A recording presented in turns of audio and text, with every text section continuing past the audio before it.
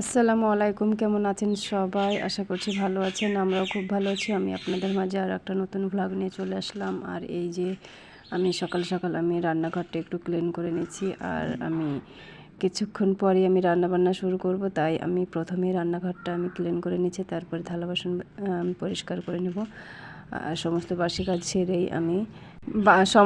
কাজ সেরেই আমি রান্নাবান্না শুরু করব। আর প্রথমে আমি রান্নাঘরটা ক্লিন করে চলে আসলাম। আর এই দিকে দেখুন আমি এখন থালা বাসনগুলো ক্লিন করে নিচ্ছি। এগুলো রাত্রে খাওয়া দাওয়া করে আমি রেখে দিয়েছিলাম, তাই আমি এগুলো এখন পরিষ্কার করে নিচ্ছি। আর সকাল সকাল রান্নাঘর পরিষ্কার এবং থালা বাসন পরিষ্কার করা যদি না থাকে তাহলে একটু ভালো লাগে না রান্নাবান্না শুরু করতে।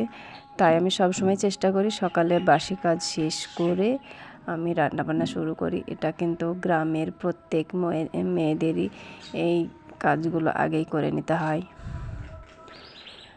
আর উঠানটা আমি পরেই ঝাড়ু দিই, কারণ হচ্ছে রান্নাবান্নাটা আগেই করে নিই, তারপরে উঠানটা ঝাড়ু দিই। আর উঠানে বেশি নোংরা হয় না, কারণ আমাদের তো গরু ছাগল কিছুই নেই।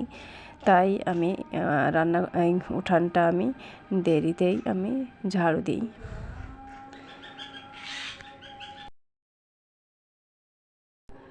আর আমার ভিডিওটি যে যেখান থেকে দেখছেন ভালো লাগলে লাইক করবেন, কমেন্ট করে আপনাদের মতামতটা জানাবেন। আর বেশি ভালো লাগলে সাবস্ক্রাইব করে পাশে থেকে যাবেন।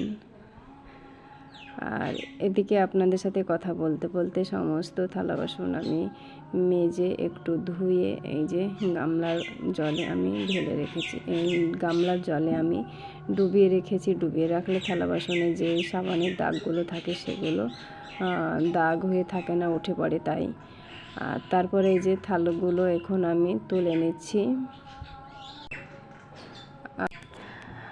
আর এখন হয়ে গেল আমার থালা বাসনগুলো পরিষ্কার করে নেওয়া। আর তারপরে আমি অফ ক্যামেরায় চা করে নিয়েছি, খেয়েও নিয়েছি।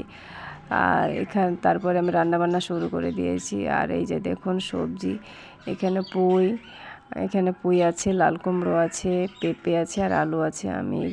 আমি মালিশ তৈরি করে নেব। আর সব রকমের সবজি একসঙ্গে রান্না করলে খেতে অসাধারণ লাগে, যেমন ভালো লাগে তেমনই গুণ আছে। তাই আমি এই তরকারিটা আমি রান্না করে নিচ্ছি। আর এদিকে ভাত বসিয়েছি। আর তারপরে এদিকে হচ্ছে মাংস নিয়ে এসেছে, গরুর মাংস। তাই গরুর মাংসটা আমি অফ ক্যামেরায় কাটা বাছা করে নেব। আর এই যে দেখুন আমি অফ ক্যামেরায় কাটা বাছা করে নিয়ে ধুয়ে নিয়ে চলে এসেছি। আর সমস্ত মশলাগুলো আমি অফ ক্যামেরায় দিয়েছি। আর সব রকমের মশলা আমার দেওয়া হয়ে গিয়েছে। আপনারা জানেন কিভাবে গরুর গোশত রান্না করতে হয়, তাই ডিটেলস আপনাদের আমি বললাম না। আর আজকের মতো ভিডিওটি শেষ করলাম। ভালো থাকবেন, সুস্থ থাকবেন। আল্লাহ হাফিজ।